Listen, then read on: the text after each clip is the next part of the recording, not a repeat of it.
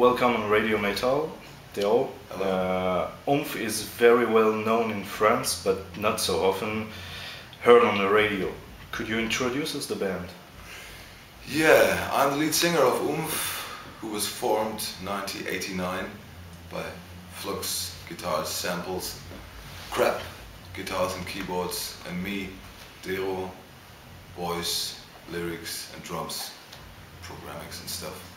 And yeah, we began very electronical orientated on our first record, same titled, Oomph, which was very much dominated by the so-called electronic body music which was going around back then. And we were really very much satisfied on the one hand also, and influenced by bands like Kraftwerk, Deutsch-Amerikanische Freundschaft, Liaison Dangereuse, Lassig Bandhaus, Einstürzende Neubauten, as I said, and The Cure, Depeche Mode, of course, also.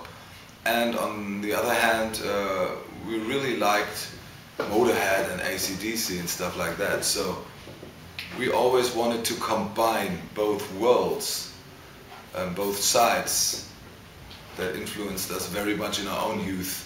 The cold electronical appeal of the 80s and the rough, dirty metal and hard rock appeal.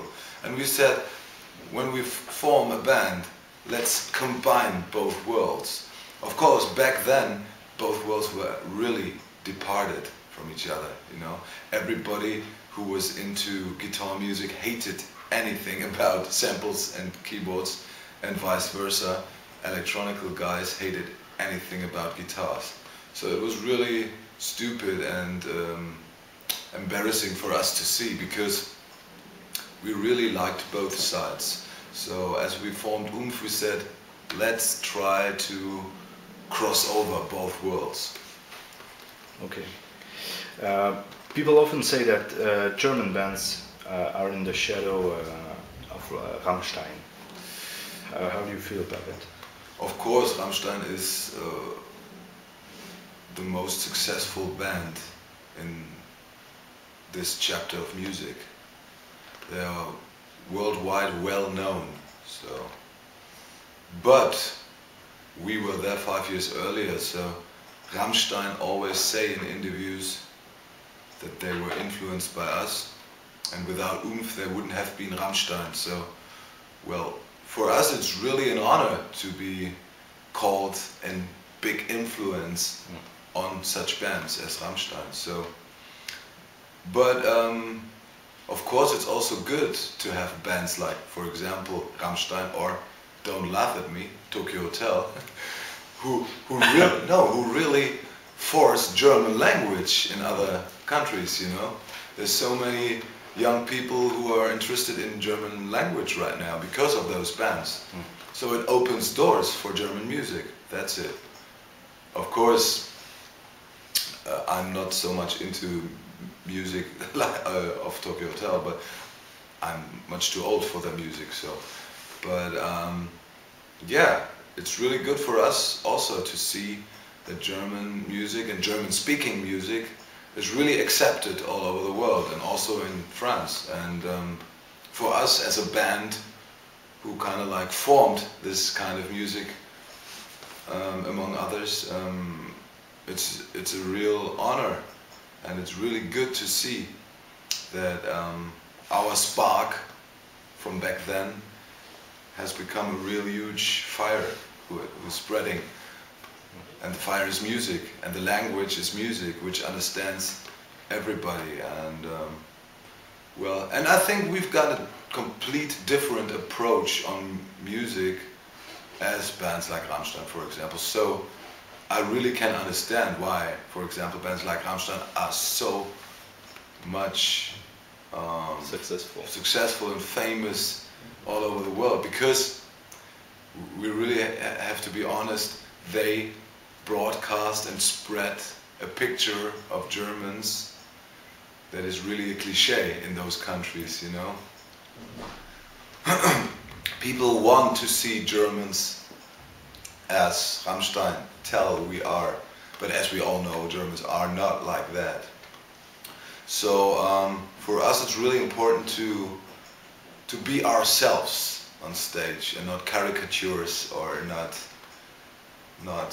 trying. We're not trying to create artificial show or to inscenate something, you know. Like, for example, Siegfried and Roy in Las Vegas, you know, with many explosions and fire and yeah, so many things that turns the sides off the most important thing, music. You know, there's a lot of bands, you go to concerts of them and everybody is telling afterwards it was a huge, amazing show. But they don't speak about the music, you know, they just speak about the show. So if you want to compare it with movies, for example, I don't like popcorn movies too much, you know, which are just about effects, special effects and yeah, huge scenarios and stuff like that. I'm more into small videos which are more about acting. You know what I mean? It's more important to be authentic on stage or concerning to movie.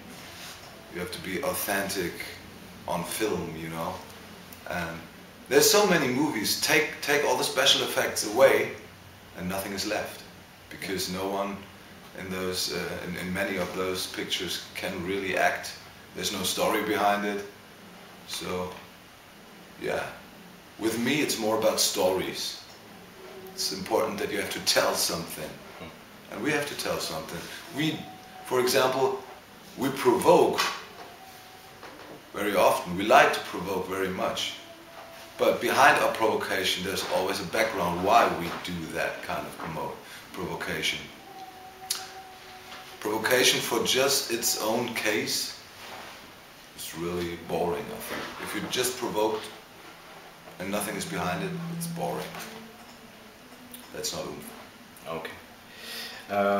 What kind of relationship do you have with other German bands like Rammstein, Megahertz, Eisbrecher? Yeah, of course we know all those bands.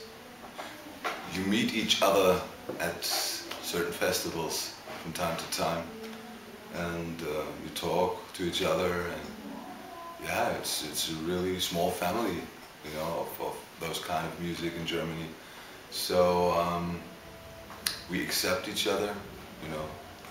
We don't fight with each other because there's nothing to fight with, and yeah, it's just about small talk.